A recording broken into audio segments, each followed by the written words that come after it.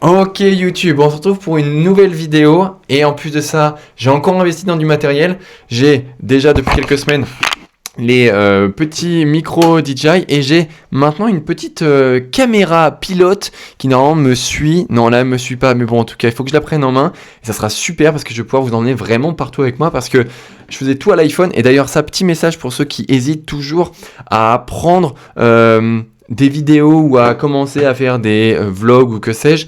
Un iPhone fait très bien le taf, c'est juste que il faut avoir du stockage sur votre téléphone. Et moi, entre du coup tout ce que je filme, plus tous les messages que je peux recevoir de mes suivis sur WhatsApp, eh bien ça devenait complètement ingérable puisque j'avais jamais assez de place. Donc typiquement, si vous voulez faire du vlog ou vous lancez à faire des petites vidéos YouTube ou des vidéos toutes simples sur les réseaux, bah, n'attendez pas d'avoir le meilleur des matos. Commencez avec un téléphone un peu bancal, ça fonctionnera très bien. Et après, bah, petit à petit, si vous appréciez ça, commencez à investir, comme par exemple je viens de le faire avec du coup la petite caméra.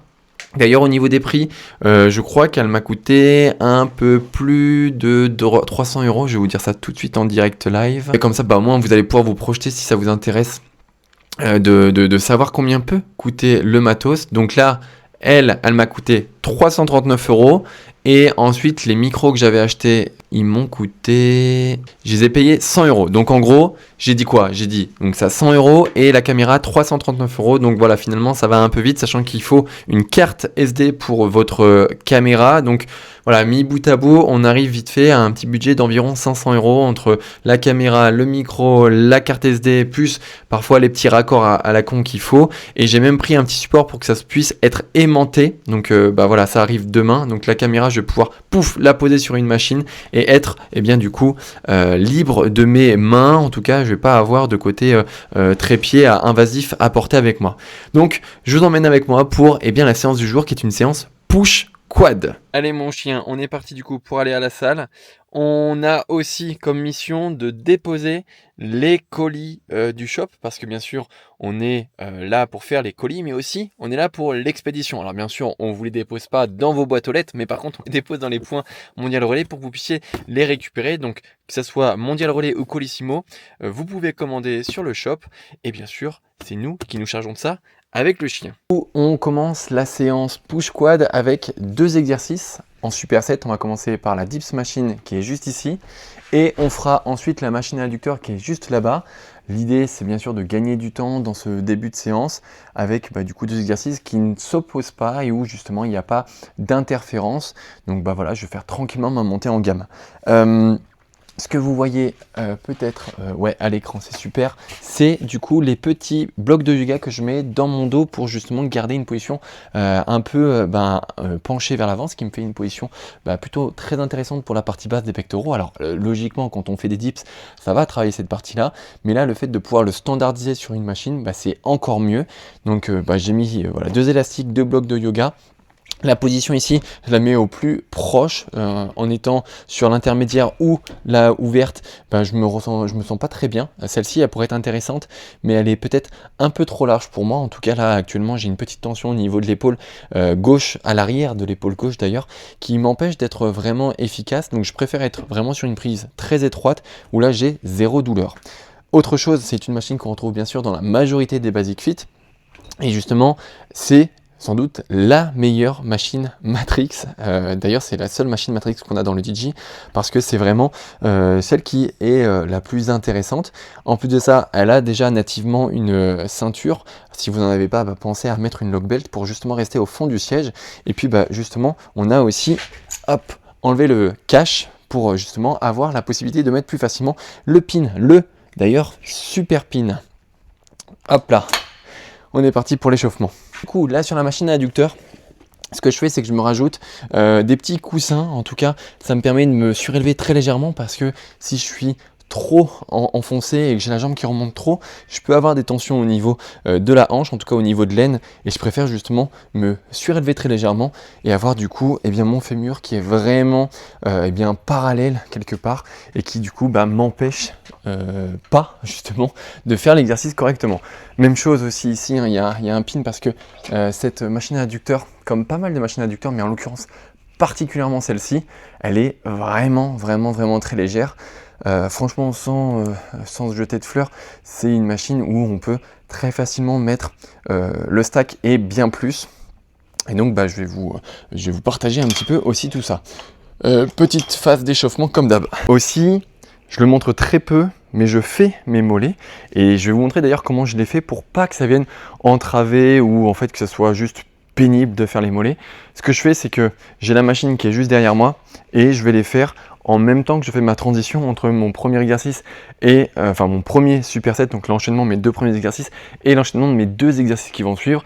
C'est la machine à mollets assise qui est en fait pile poil dans mon chemin de navigation. Donc pendant que je finis de faire mes séries effectives sur la dips machine et la machine adducteur, je vais tranquillement venir faire la machine à mollets assise et ensuite je vais complètement faire mon deuxième superset où il y aura la chest press ici New Tech et au fond la machine à abduction, donc la glutator, pour travailler plutôt le moyen fessier. De ce côté, je vais rajouter des disques, je vais en mettre ici et ici pour équilibrer un petit peu le stack, parce que mine de rien, dès qu'on met du poids, ça déporte un petit peu le stack de poids. Alors bien sûr, là j'ai la possibilité d'en mettre des 2 côtés. Bien souvent, les trous sont soit pas traversants, soit en fait il y a une protection d'un côté. Mais si vous avez la possibilité d'en mettre un petit peu des 2 côtés, c'est l'idéal. Ça évite du coup les forces de frottement qui pourraient s'opérer avec l'ajout du pin. Et alors ce pin là, c'est pas un super pin, c'est le pin origine, on va dire. C'est celui qui a été là au tout début, c'est nous qui l'avons fait sur la ferme. Et justement ici, on a le tout premier produit qui est forcément un peu plus long, qui n'a jamais bien sûr été commercialisé, mais qui a permis en fait de lancer toute l'aventure derrière.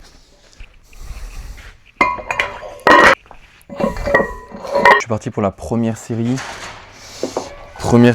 où je vais essayer d'aller faire entre 6 et 8 répétitions. Alors je dis essayer parce que je remonte tranquillement en charge dessus parce que j'avais des tensions au niveau de l'arrière d'épaule.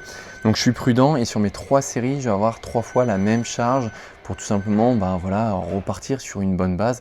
Et tant que justement je progresse sur ces 3 séries, je vais rester avec cette progression au niveau de la charge hebdomadaire sur mes 3 séries. Et bien sûr, quand ça deviendra compliqué, je réduirai sur ma dernière série, puisque ce sera sûrement celle-là qui va commencer à se casser en premier. Et ensuite, j'appliquerai la diversification des séries que j'avais déjà expliqué dans une autre vidéo. L'idée là, c'est juste de voir avec bien sûr des RIR comment je suis et si j'ai pas de tension. Donc la première série va être révélatrice.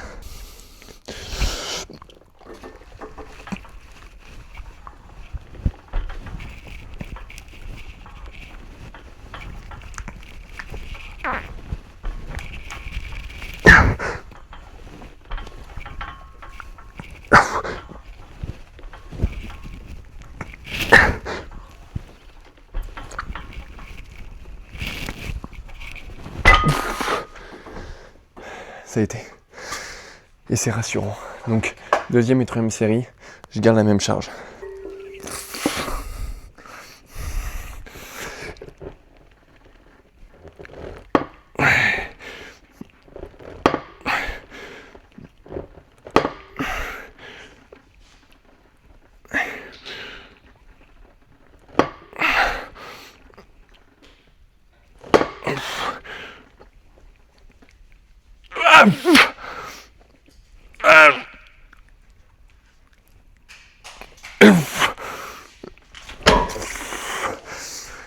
On passe à la deuxième série sur la dips machine.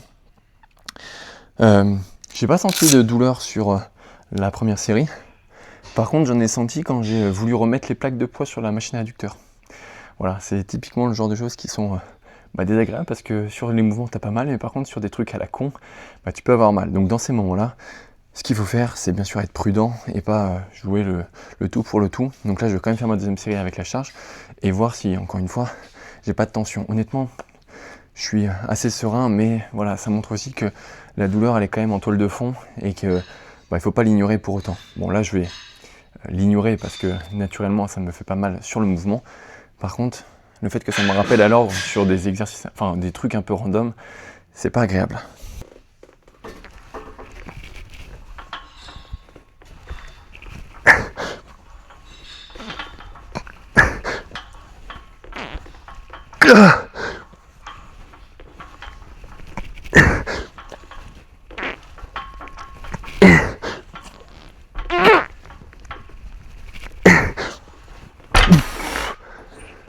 Bon bah ça se confirme, hein, j'ai pas mal. Donc c'est cool. C'est cool. Je suis dans l'incapacité de faire ma dernière série sur la Diff Machine parce que j'ai un paillasson en fait devant moi. Et en fait il veut pas partir.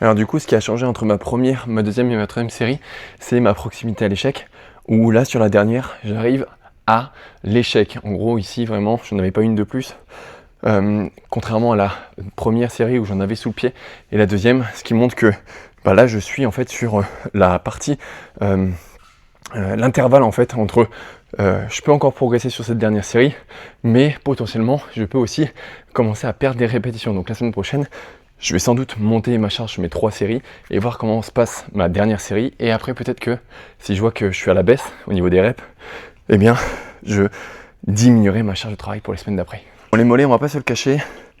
Je pense que c'est le pire truc à travailler. Et en plus de ça, quand on part de loin, comme moi, pour avoir des gros mollets, ben, c'est la double peine parce que si on n'aime pas ça et qu'en plus de ça, c'est un exercice ou des exercices pénibles à faire, ben, on y prend vraiment zéro plaisir.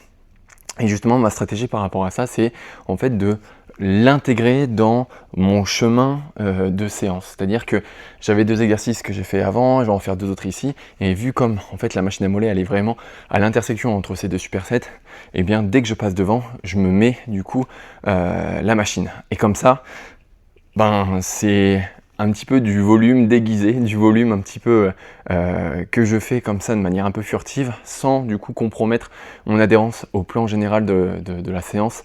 Et je pense que c'est peut-être intéressant dans votre cas si vous êtes aussi dans le même problème que moi, c'est-à-dire vous n'avez pas de mollets et vous avez la flemme de faire les mollets, et bien essayez d'associer toujours l'exercice en question à votre dynamique de séance. Et peut-être que dans votre parcours, il y a une machine à mollets assise, une machine à mollets debout, une presse à cuisse à pin loaded où vous pouvez charger directement la charge.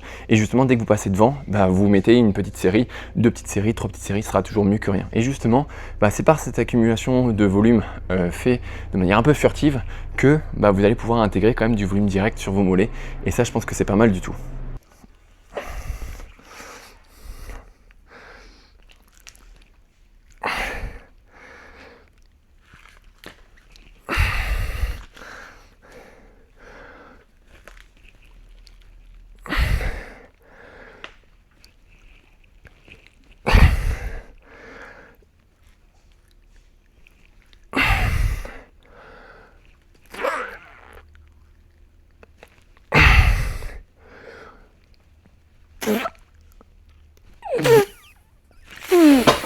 Ok.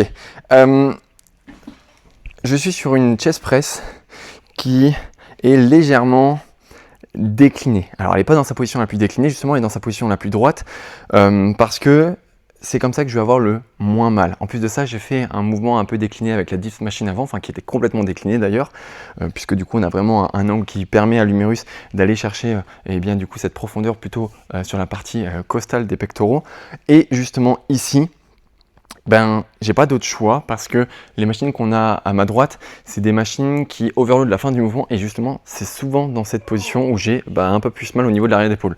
Donc là, en fait, j'ai une machine qui est pas tout à fait pareil que le pattern que j'ai fait avant et qui a un profil de résistance où je vais avoir tout au début et beaucoup moins à la fin. Et donc, c'est beaucoup plus confortable et encore une fois, choix judicieux parce que c'est un mouvement qui me fait pas mal et donc que j'intègre dans ma programmation. Celui-ci aussi, il est pareil, il est assez récent, donc c'est pour ça que du coup, je découvre avec vous que finalement un petit peu cette nouvelle séance qui, pour le coup, avec cette séance, avec cette machine, ça fait 3 semaines, 4 semaines, il faudrait que je regarde le log que je la mets et du coup, où je me rends compte que je n'ai pas mal. Donc on continue de cette façon.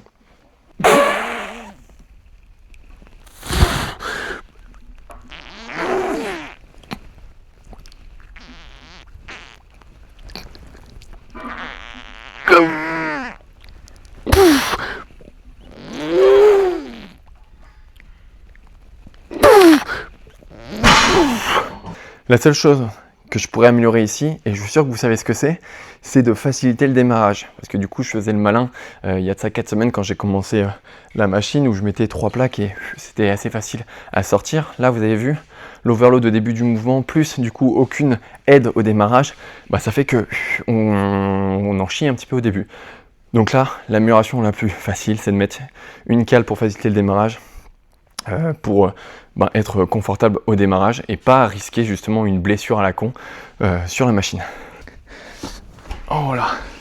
Bon, on est dans le petit coin de la mezzanine où on a mis cette machine pour les fessiers parce qu'on s'était dit ouais, on va la mettre dans un coin, pas grand monde va la faire, ce qui est vrai, mais justement je la fais et c'est assez pénible parce que là on se rend pas compte mais je suis vraiment sous les combles, enfin vraiment je pense que ça se voit, ma tête elle est relativement proche, donc c'est pas facile pour rentrer, on a l'impression de rentrer dans un vaisseau spatial et c'est un vaisseau spatial puisqu'il faut bien sûr s'attacher.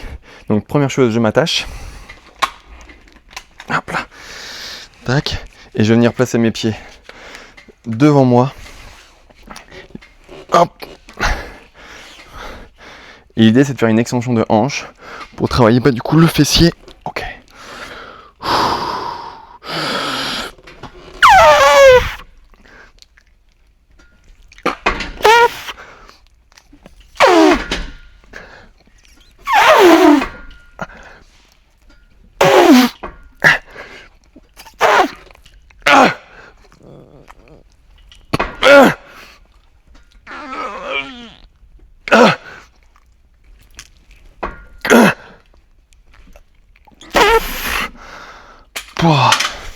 Ok.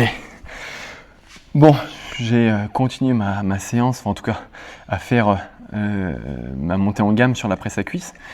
Et du coup, on se retrouve pour mon avant-dernier exercice, mon dernier superset, mais avant-dernier exercice, où je vais faire la presse à cuisse circulaire et le high incline aux haltères. Je vous expliquerai après pourquoi. Donc ici, 5 plaques pour commencer en bas. 5 plaques de 25 d'ailleurs, hein, ça doit être mon all-time PR dessus, plus du coup tout ce qu'il y a sur le côté. Et ça fait ma première série. Ensuite, je vais en mettre un petit peu en haut pour justement faire varier le profil de résistance et du coup en mettre un peu plus à l'étirement. Là, c'est vraiment tout à la fin du mouvement. Donc ça va être là dur forcément parce qu'il y a déjà très lourd et puis parce que ça va être dur aussi au verrouillage. Donc on est parti. Vadrouille, tu spots?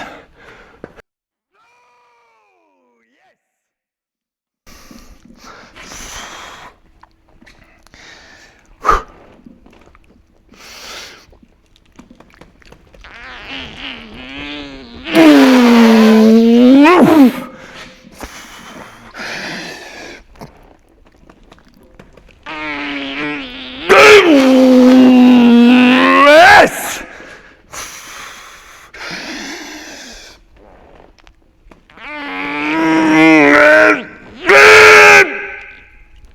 Yes! Oh putain! Oh la chienne! Waouh! Il n'y en avait pas une quatrième. Hein. Ce qui est bien, c'est que chaque semaine, j'arrive à garder mes 3 reps et je compte un tout petit peu en charge. Ah, quel bonheur! Ça, il y a de ça quelques mois, maintenant peut-être un peu plus d'1 an, j'étais incapable. C'était impossible pour moi de faire de la presse parce que j'avais mon genou gauche qui me faisait chier. Alors, du coup j'enchaîne, mais alors de manière douce, avec le high incline aux haltères. Tac, tac. Donc un exercice libre.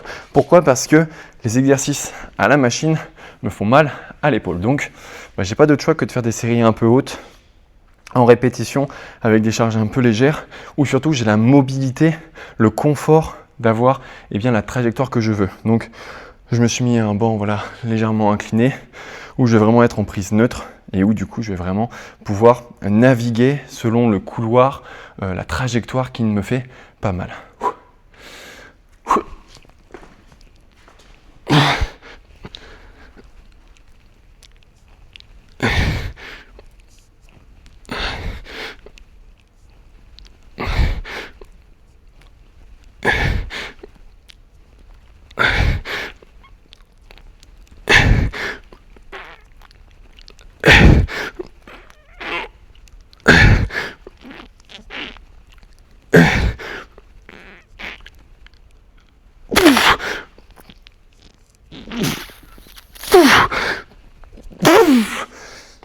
Voilà.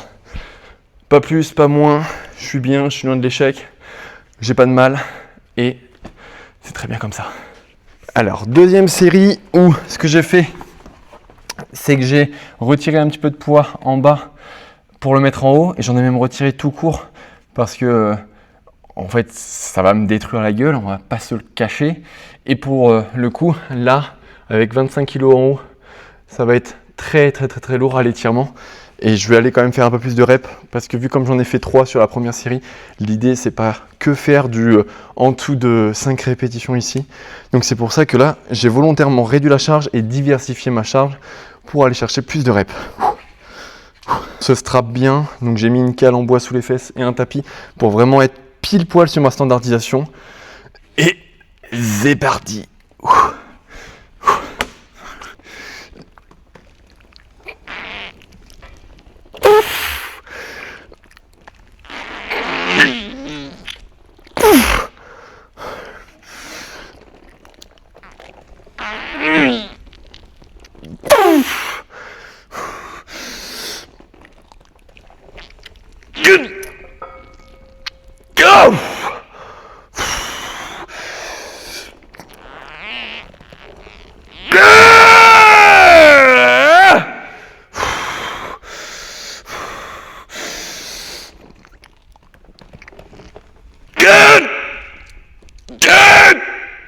Yes! Oh. Ah, j'avais pas menti que ça allait me dégommer. Oh. Dernière série où en fait je vais reproduire la même chose. Je vais forcément faire moins de répétitions étant donné que j'étais vraiment à l'échec tout à l'heure. Donc là l'objectif c'est d'en faire 5 et après de rentrer à ma maison. Ok.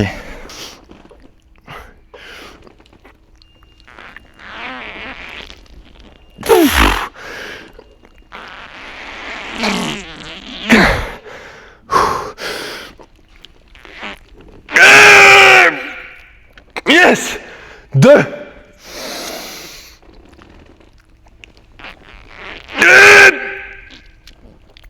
Yes! Dernière.